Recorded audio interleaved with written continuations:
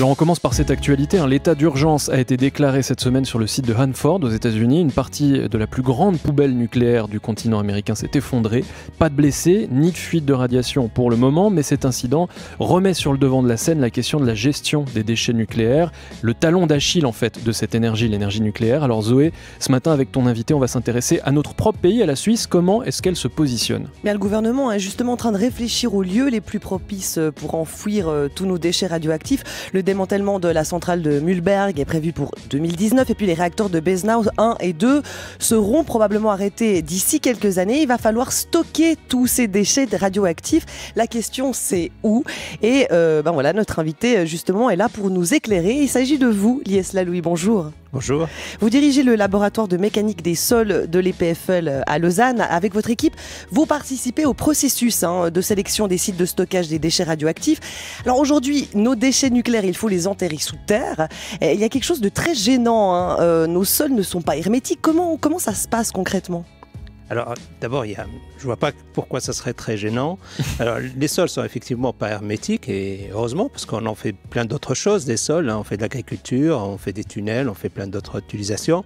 Mais il se trouve que ça dépend où est-ce qu'on les met, quels sont les critères qu'on cherche finalement pour enfuir ce genre de déchets et à quelle profondeur.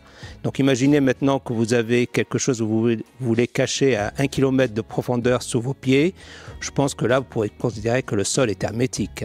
Alors justement, quels sont les critères pour un bon site de stockage de déchets nucléaires ? Voilà, donc pour un bon site, il faudrait que ce soit un site qui ne va pas laisser les radionucléides revenir en surface, donc que ce soit quelque chose qu'on appelle imperméable, donc c'est un site où les pores, la taille des pores soit relativement faible, assez faible, donc ça c'est le premier critère, que ce soit un site extrêmement robuste, costaud, donc assez résistant, et ensuite il faudrait que ce site-là n'évolue pas trop dans l'histoire, c'est-à-dire qu'on sait que dans le passé il n'a pas beaucoup évolué, pour que dans le futur il n'évolue pas beaucoup, il ne faudrait pas que ce soit une zone sismique non plus, donc voilà, donc il y a un certain nombre de critères qui définissent le matériau adéquat pour ce genre de stockage. J'ai une question alors vraiment basique, mais je me dis que pour atteindre cette profondeur, il faut bien creuser, il faut bien passer par quelque part. Alors le sol, lui, il est hermétique, mais qu'est-ce qu'on fait de ce que l'on a causé comme trou ? Qu'est-ce qu'on voulait dire en temps, le matériau en lui-même ? Oui, non, mais en fait, qu'est-ce qu'on fait pour combler finalement le chemin qu'on a creusé pour y atteindre ? Alors, il faut voir les choses un petit peu de façon schématique. Donc, on va faire des trous, effectivement, pour aller à une certaine profondeur. Ensuite, une fois qu'on arrive dans la profondeur recherchée, imaginons 500 mètres, là, on va se mettre à creuser horizontalement, créer des cavernes. Et à ce moment-là, de toute façon, les matériaux qui sont là, une bonne partie va être utilisée pour emblayer sur place, une fois qu'on a mis ces déchets. L'autre partie sera ressortie en surface. Donc, c'est des matériaux qui vont être utilisés pour une raison ou une autre. Alors, il faut comprendre aussi que dans le concept de l'enfouissement des déchets nucléaires, il est basé sur quelque chose qu'on appelle un peu comme des poupées russes. Il y a des barrières ouvragées. Donc, il y a plusieurs barrières en dehors ou en plus de la roche en elle-même. Il y a d'abord les déchets, on va les mettre dans des matériaux vitrifiés. Donc, imaginez, on va mettre du verre autour. Ensuite, on va les entourer d'acier. Et ensuite, on va les entourer d'un autre matériau, un matériau gonflant. Bon, en Suisse, ce sera de la bentonite. C'est un matériau, techniquement, on appelle ça un mix 80. Donc, c'est une bentonite bien spécifique qui va augmenter énormément de volume quand elle sera mise en contact avec de l'eau.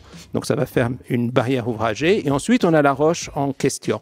Donc, ce système où on a plusieurs barrières va permettre aussi d'enfuir au maximum ces déchets. Et de les protéger de quelconque contamination du sol, finalement. Oui, d'éviter qu'il y ait une contamination du sol provenant de ces déchets-là, effectivement. Donc il n'y a vraiment aucun risque de contamination lorsqu'on enfouit des déchets nucléaires sous nos sols. Alors, le mot « aucun risque », je ne l'aime pas trop, donc, parce que traverser la route, il y a un risque aussi. Donc, le risque il faudrait, par contre, le risque est extrêmement maîtrisé. Donc, tout est fait pour que le risque soit bien maîtrisée, qu'on évite non seulement à court terme, sur les prochaines 50 années, mais qu'on évite vraiment à long terme. Donc, toutes les analyses sont faites sur un objectif d'1 million d'années de stockage. Donc, on va à des choses extrêmement lointaines. Par exemple, on pense, s'il y aurait une érosion, par exemple, si toute la montagne sur laquelle on met ces déchets va disparaître, qu'est-ce qui va se passer si ces déchets se retrouvent à la surface dans 500 ans?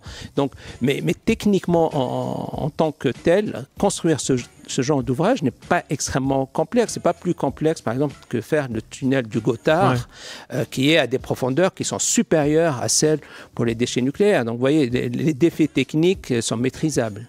Lies Lalouis, professeur Lies Lalouis, vous restez avec nous, on vous retrouve juste après ça. Oui, Lies Lalouis, pendant longtemps, la Suisse délocalisait le stockage et le retraitement des déchets nucléaires dans d'autres pays, mais depuis quelques années, ce n'est plus le cas. Où est-ce que nos déchets sont stockés pour le moment ? Alors actuellement, ils sont stockés en Suisse parce qu'effectivement, le Conseil fédéral avait décidé il y a plus d'une décennie, peut-être pratiquement 2 décennies, de rapatrier l'ensemble des déchets nucléaires suisses parce qu'il y avait une bonne partie qui se retrouvait à La Hague, en Normandie, en France, dans des piscines de refroidissement. Donc c'est des zones un petit peu d'attente pour le traitement des déchets. C'est pas nécessairement les traiter de façon plus significative, parce que ces déchets sont extrêmement chauds et donc on doit les refroidir sur 40-50 ans, donc on doit les mettre quelque part. Donc ça, ils ont été rapatriés, ils sont mis en Suisse, à côté d'une centrale nucléaire, dans une zone qui permet de les garder de façon temporaire jusqu'à ce qu'une solution finale soit trouvée pour ces déchets. Oui, c'est en Argovie. On produit beaucoup de déchets. On produit beaucoup de déchets en Suisse. Alors, je ne sais pas qu'est-ce qu'on appelle beaucoup. Donc, justement, moi non plus. Donc, voilà, donc, parce que tout est relatif, donc ça dépend. Mais en termes de volume, les déchets, il faut les classer en 3 catégories. Donc ça se gère différemment. Il y a des déchets qui sont extrêmement radioactifs. C'est les déchets qui sortent des cœurs des réacteurs nucléaires. Donc là, on en produit à peu près, on en produira. Donc c'est-à-dire parce que toutes ces prédictions sont faites pratiquement jusqu'à ce qu'on ait plus d'activité nucléaire pour l'électricité, mais j'en reviendrai parce qu'il restera toujours d'autres activités nucléaires pour la médecine, pour l'agriculture, pour un certain nombre d'autres domaines. Donc, pour les fortement radioactives, on en produit à peu près 7300 à 7400 mètres cubes. Alors, ça représente quoi? Grosso modo, ça représente 2 piscines olympiques. En termes de volume. Voilà. Ça, c'est les grandes quantités, les déchets très radioactifs. Ensuite, il y a les déchets moyennement radioactifs qui sont les déchets des centrales nucléaires. C'est-à-dire tout ce qui est matériel, tout ce qui va avec. Et là, on en produit à peu près 60 000 mètres cubes. Et ensuite, donc ça, c'est les 2 tiers de nos déchets qui viennent de la production d'électricité. On a un tiers de nos déchets qui viennent d'autres sources, qui viennent des sources militaires, beaucoup médicales, agricoles. Vous savez, il y a plein de traitements, des cancers, la radiologie, que vous allez faire, vous cassez un pied, vous faites une radio, tout ça, c'est des matériaux qu'il faudra retraiter comme déchets nucléaires. Et cela, on produit à peu près 30 000 mètres cubes. Ça donne quand même donc des centres et des lieux d'entreposage qui sont quand même conséquents. Et effectivement. Donc là, on parle de 100 000 mètres cubes. Donc c'est à peu près, on revient à l'histoire des piscines. On a peut-être 70 piscines olympiques en volume à traiter. Mais alors, est-ce que vous avez déjà des pistes, parce que vous travaillez sur ce processus de sélection de sites où on va devoir enfouir ces déchets, des pistes de régions plus propices que d'autres en Suisse, justement, pour les enfouir? Voilà. Alors donc, en Suisse, d'abord, on a commencé par chercher un matériau qui soit adéquat pour cela. Et donc, le matériau a été trouvé. C'est une argile Opalinus, qu'on trouve un peu partout en Suisse, cette argile. On la trouve, par exemple, dans le Jura, donc, où il y a un laboratoire de recherche souterrain au Montéry. Et on la trouve dans d'autres lieux. Et après avoir fait des investigations sur de très nombreux sites depuis de nombreuses années, donc actuellement, on a concentré les recherches sur 6 sites qui se trouvent tous pratiquement entre l'Argovie et la région zurichoise. Maintenant, on est passé à la phase de 4 sites. Donc, il y a eu un rapport l'année dernière qui a été présenté à l'Office fédéral de l'énergie et au Conseil fédéral où on se limite entre 3 et 4 sites. À partir de là, donc, le Conseil fédéral doit prendre une décision très rapidement, ces prochaines semaines. Je suppose qu'on saura s'il y aura 3 ou 4. Donc après ça, il y aura des investigations un peu plus poussées sur ces sites-là pour à la fin en arriver à 2 et vers 2022-2025, on n'en aura plus qu'un. Et les cantons devront accepter le fait d'avoir un site d'enfouissement de déchets nucléaires. Comment on rassure les habitants des régions qui seront concernées? Parce que j'imagine qu'il peut y avoir beaucoup de questions et beaucoup d'inquiétudes. Effectivement, ça c'est un point extrêmement sensible, d'autant plus sensible dans la configuration suisse, donc dans un État confédéral où le droit du sol est cantonal.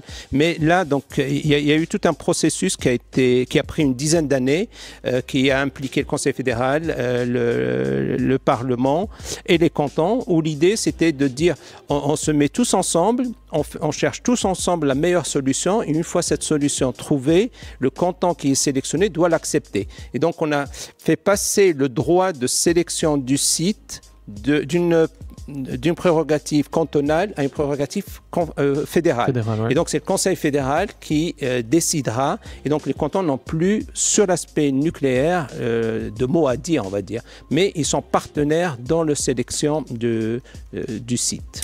Professeur Lies Lalouille, directeur du laboratoire de mécanique des sols à l'EPFL ici à Lausanne, merci beaucoup d'être venu nous éclairer, là aussi nous irradier de vos connaissances ce matin. Bonne journée. Je vous remercie.